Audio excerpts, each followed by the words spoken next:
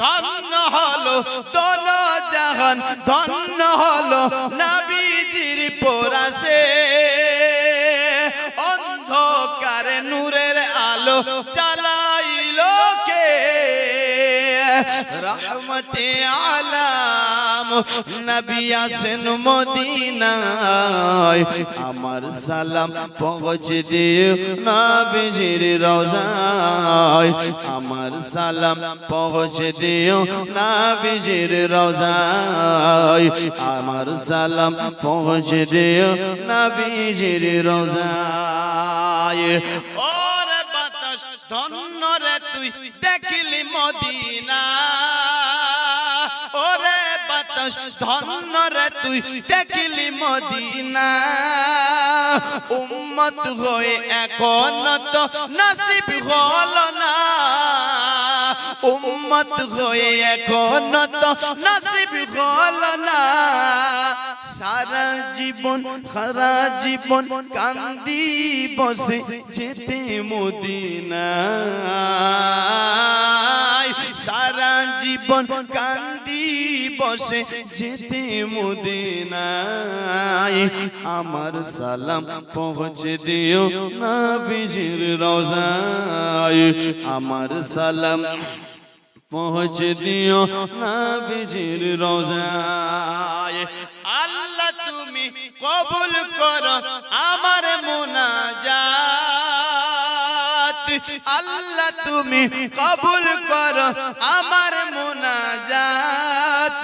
দিদার দিয়ে ধন্য করো মোদেরই হায়াত।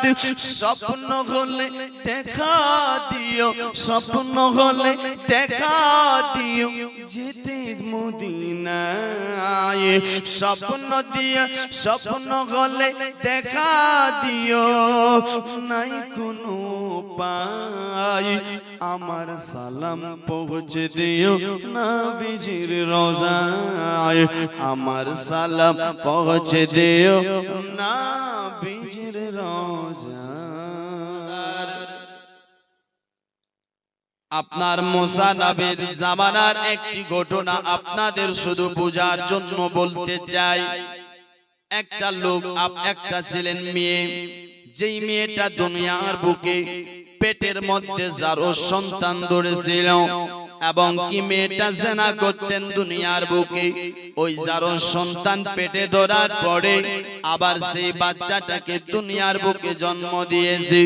আবার তারপরে ওই বাচ্চাটাকে আপনার কতল করে দিয়েছে, মেরে দিয়েছে। মেরে দেওয়ার পরে আপনার কি হয়েছে জানো? বেরাদার চিন্তা করতে লাগলো, আমি তো ভুল করেছি, আমি তো পাপ করেছি, আমার আল্লাহ কি আমাকে মাফ করবে? আমার আল্লাহ কি আমাকে ক্ষমা করবে? না না না না না, আমাকে মাফ চাইতে হবে, আমি পাপ করেছি। তাই কি করলো জানো? ওই মেয়েটা আপনার বারাদার আপনার উসিলা খুঁজতে লাগলো। উসিলা বানাবে কাকে? হযরতে নবী মুসাকে। আমি আপনার সুন্নিরা উসিলা আপনার নিয়ে দোয়া করে উসিলা বানায় নবীকে, উসিলা বানায় গাউসে আজমকে, উসিলা বানায় আলা হযরতকে, উসিলা বানায় আপনার নিজের মুর্শিদকে, পীরকে। মুসলমান ভাই, ওই মেয়েটা আপনার চলে গেল কোথায়? নবী মুসার কাছে চলে গেল। যার পরে বলেছেন, হুজুর হুজুর আমি ভুলটা করেছি, এই পাপটা করেছি, আমার আল্লাহকে আমায় মাফ করবে, আমার আল্লাহকে আমায় ক্ষমা করবে। হুজুর আপনি তো আল্লাহর পয়গম্বর, আপনি তো ডাইরেক্ট আল্লাহর সাথে কথা বলেন, তাই আমি চাই আপনি একটুখানি আমার জন্য সুপারিশ করবেন। আমার আল্লাহ তাআলা যেন আমাকে মাফ করে দেয়, আমার আল্লাহ তাআলা যেন আমাকে ক্ষমা করে দেয়। মুসলমান যখন কথাটা শুনতে না মুসা নবী আপনার বেলাদার রেগে যায় আর বলেছিলেন এই মেয়েটাও তুমি এত বড় পাপী এত বড় গুনাহগার তুমি একজন জানি এবং কি আপনার কাতিল তুমি কতল করেছো জিনা করেছো আল্লাহ এত বড় আপনার গুনাহগারকে কেমন করে maaf করবে না না না না না না না আল্লাহ maaf করবে না তাই একটা কাজ করো এখান থেকে চলে যাও আর যদি এখানে থেকে যাও আপনার জালজালা চলে আসতে পারে এখানে যদি থেকে যাও তাহলে আগুন লেগে যেতে পারে যার জন্য আমি বলছি চলে যাও পালিয়ে যাও মেয়েটা পালিয়ে যাচ্ছিল এমনি সময় আপনার বারান্দার হযরত জিবরিল আমিন চলে আসলো আসার পরে বলতেছেন ও নবী মুসা ও আল্লাহর পয়গম্বর আপনি বলেন ওই মেয়েটাকে কেন তাড়িয়ে দিলেন ওই মেয়েটাকে তাড়াবার কারণটা কি উদ্দেশ্যটা কি একটুখানি বলো হযরত নবী মুসা বলছেন হুজুর এই মেয়েটাই পাপ করেছে এই গুনাহ করেছে ওই মেয়েটার কি maaf হতে পারে মেয়েটার কি ক্ষমা হতে পারে না না না না না এত বড় গুনাহগারকে আল্লাহ maaf করতে পারে না এ ব্রাদার আল্লাহর ফেরেশতা জিবরিল আমিন বলেছিলেন তুমি কি জানো এর থেকে আরো বড় গুনাহগার আছে এর থেকে আরো বড় পাপী রয়েছে বলে না না না না না না আমি তো তা জানি না এর থেকে বড় পাপী কে হবে এর থেকে বড় গুনাহগার কে হবে বলে এর থেকে বড় গুনাহগার সেই ব্যক্তিটা যাকে আল্লাহ তাআলা চলার জন্য দুটি পা দিয়েছে যাকে আপনার করে খাওয়ার জন্য দুটি হাত দিয়েছে যাকে জবান দিয়েছে যাকে শোনার জন্য কান দিয়েছে দেখার জন্য চোখ দিয়েছে এত বড় শরীরটা পেয়ে আল্লাহর রহমত পেয়ে আল্লাহর নিয়ামত পেয়ে ওই লোকটা জেনে শুনে নামাজকে ছেড়ে দেয় নামাজকে ছেড়ে দেওয়া ব্যক্তিটা কাতিল আর জানি থেকে বড় গুনাহগার হয় কার থেকে কাতিল আর জানির থেকে বড় গুনাহগার হয় মুসলমান ভাই শুধু জলসা করলে হবে না আমল করতে হবে আজ এই জলসা করছেন যদি আপনি 20 বছর জলসা না করেন তো কোনো গুনাহগার হবেন না হবেন কোনো গুনাহগার হবেন না কেন জলসা করা ফরজ নেই জলসা করা সুন্নত নেই জলসা করা ওয়াজিব নেই জলসা করা মুস্তাহাব মুস্তাহাসান যদি করেন সওয়াব করলে লাভ না করলে কোনো লোকসান নেই কিন্তু খোদার কসম যদি আপনি সারা রাত্রি জলসা শুনে ফজরের নামাজটাই কাজা করে দেন অনেক বড় গুনাহগার হয়ে যান অনেক বড় পাপী হয়ে যান দোস্ত বন্ধুগণ ভাই মুআজ্জাজ সামাইনে কেরাম এই জন্য আপনাকে আমাকে নামাজ পড়তে হবে আল্লাহর ইবাদত করতে হবে মুসলমান ভাই আমি একটু এদিকে যাই আমি তো আপনার আয়াত অন্য আপনার রেখেছি মুহাব্বত সম্পর্কে তবে নামাজ ভাই পড়তে হবে কেন যে একটা বেনামাজির কি হাল হতে পারে বেরাদার আমার রাসূল পাক মেরাজের রাত্রিতে আপনার যখন আল্লাহর সঙ্গে দেখা করার পর ওয়াপসি হচ্ছিলেন তো আসার পথে ফেরার পথে দেখছে একটা দলকে বেরাদার বড় বড় হাতুড়ি দিয়ে তাদের মাথাগুলোতে মারা হয় মাথা ফেটে যায় আবার মাথার মগজটা বার হয়ে যায় মুসলমান ভাই শুধু এটাই নয় আপনার সাথে করে আবার বেরাদার মাথাটাকে ঠিক করা হয় আবার মারা হয় আবার ফেটে যায় এইভাবে করতে করতে বারবার শুধু এরকম করে লোকগুলো চিৎকার করতে আছে তাদের চিৎকার কেউ আপনার শুনে না আমার নবী শুনে সহ্য করতে পারে না আমার রাসূল পাক বলতেছে জিবরিল আমিনকে হে জিবরিল এরা কারা এরা এমন কি ভুল করেছে এরা এমন কি পাপ করেছে যে এদেরকে এই সাজা দেয় যে এদেরকে এমন কষ্ট দেয় এরা এমন কি পাপ করেছে বলো জিবরিল আমিন বলেছেন নবী গো ইয়া রাসূলুল্লাহ হুজুর এরা এমন পাপ আপনার করেছে কি বলে পাপ হলো এটাও যে দুনিয়ার বুকে এরা নামাজ ছেড়ে দিয়েছে, নামাজের মধ্যে সুস্তি করেছে, নামাজের সুস্তি করাতে আপনার এদেরকে এই হাল করেছে, এদেরকে আপনার এমন আপনার একটা সাজা দিয়ে এমন তাদের সাজা হচ্ছে। আমার রাসূলে পাক বলতেছেন শোনো এই ব্যক্তিটাকে কতদিন ধরে আপনার এমন সাজাটা হবে একটুখানি বলো। জিবরিল আমিন বলছেন নবী গো ইয়া রাসূলুল্লাহ এই ব্যক্তিগুলোকে বেনামাজিকে যারা নামাজে সুস্তি করে তাদেরকে এমনই সাজাও একদিন নয় দুদিন নয় দুনিয়া থেকে আপনার কবরে যাওয়ার পর থেকে কিয়ামত পর্যন্ত ওগো নবী তাদের এমনই সাজা হবে এবং আবার কঠিন হিসাব হবে। এ মুসলমান আপনি কি চান আপনারও এমন সাজা হোক? আপনি কি চান আপনারও এমন হাল হোক? মুসলমান ভাই ও বাবাজিরা এটাই শুধু নয়, আসুন আপনার আমার বেরাদার নবী বলছে যে একজন বেনামাজি যখন কবরে যায় ছোট্ট কবরে দুই দিক থেকে আপনার চাপতে থাকে। এটাই শুধু নয় 99টি বিষাক্ত বড় বড় সাপকে ভরে দেয়। সাপগুলো কেমন হবে মুসলমান? দুনিয়ার যে সাপ এমন কি হবে? না না না না না এই দুনিয়ার সাপের মতো হবে না। কেমন হবে? একটা সাপ যদি দুনিয়ার বুকে নিঃশ্বাস নেয় আপনার তার গরমের তাপে দুনিয়ার মানুষ যাবে মরে। ও মুসলমান এই বিষাক্ত সাপ বিরাট বড় আপনার একটি পাহাড়ে যদি ঠোকর লাগায় আপনার পাহাড়টা চুরমার করে দেবে। চিন্তা করে দেখুন আপনি কেমন করে সহ্য করবেন একটা বেনামাজি লোক। এ বাবাজি বন্ধুগণ ভাই আপনি যদি চান আমি আপনার কবরের আযাব থেকে বাঁচতে চাই, বিষাক্ত সাপের যন্ত্রণা থেকে বাঁচতে চাই ও মুসলমান তাহলে নামাজ পড়ুন।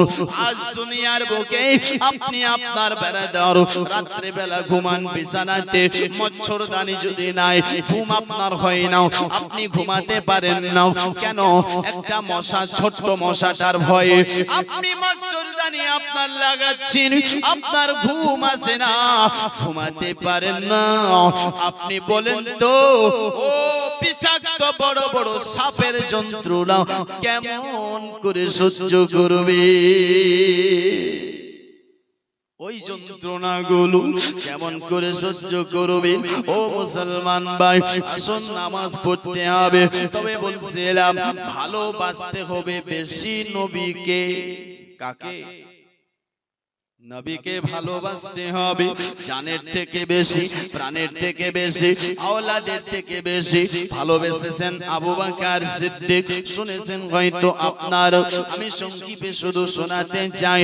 হযরতে আবু বকর সিদ্দিক আপনার কে ছিলেন? বেরাদার একদিন আবু বকর সিদ্দিকের ছেলে আপনার নিজের বাপকে বলছেন ওগো আব্বা জান, আব্বা জান কি বেটা বলো। তখন ঈমান আপনার এনেছিল, আব্বার কাছে বলেছিল ও আব্বা বদরের ময়দানে যুদ্ধ হয়েছিল, আপনার ওই সময় আমি আবু জেহেলের দিকে ছিলাম, আপনি আপনার মুহাম্মাদের দিকে নবীর দিকে ছিলেন আব্বা জান। তখন কিন্তু আমার তলোয়ারটা আপনার গলার উপরে বারবার এসেছিল, আমি আপনাকে ছেড়ে দিয়েছিলাম, আপনাকে ছেড়ে দিয়েছিলাম। কেন জানেন আব্বা? আপনার প্রতি আমার মায়া হতো, আপনার প্রতি আমার দয়া লাগতো, আপনাকে আমি এই জন্য ছেড়ে দিতাম। ও আব্বা যদি আপনি বাপ না হতেন আমি আপনারও গলাটা কেটে দিতাম। ও মুসলমান ভাই আবু বকর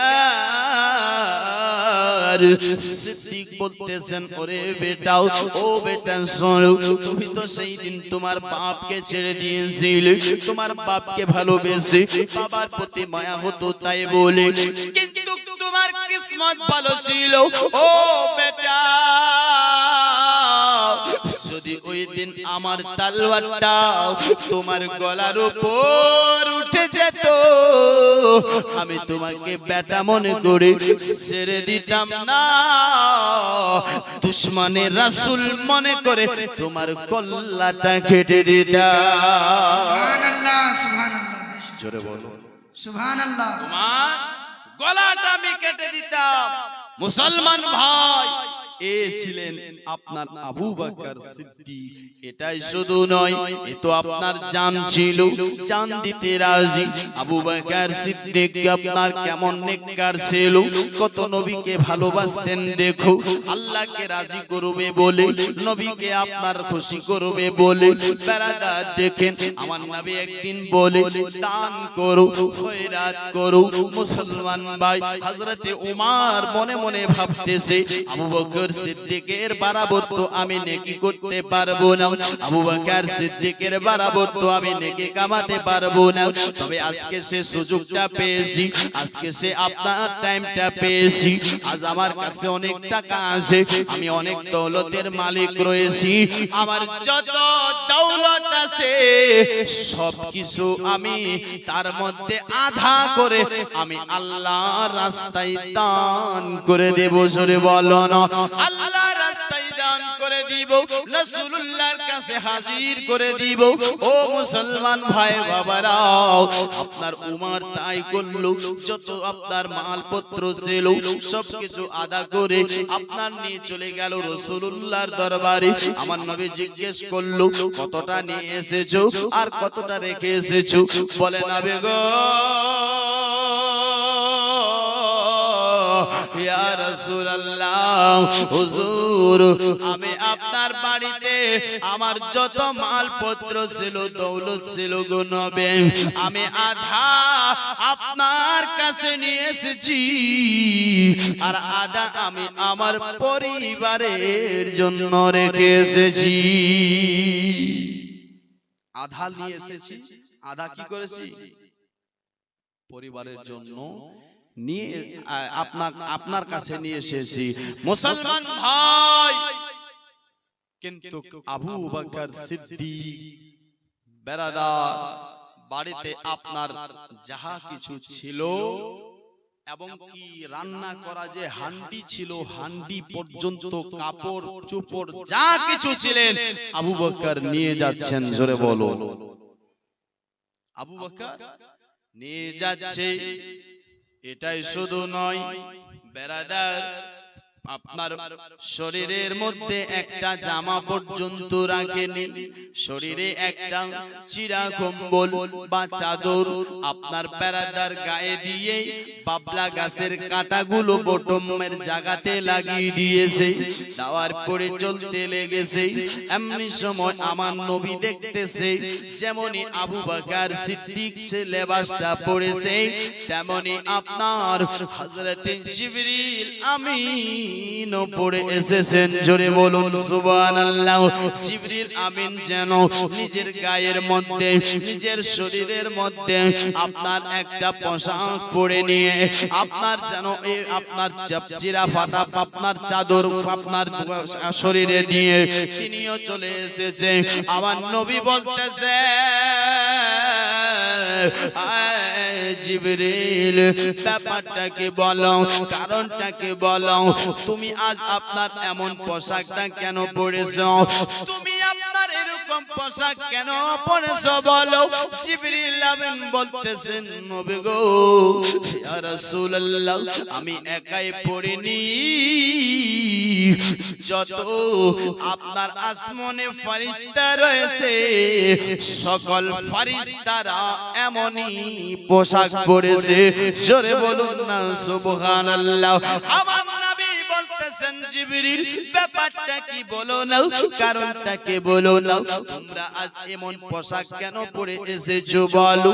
জিবরিল আমিন বলতেছেন, নবী গো, ইয়া রাসূলুল্লাহ, আপনি আপনার সাহাবী আবু বকর সিদ্দিকের দিকে তাকিয়ে দেখেন।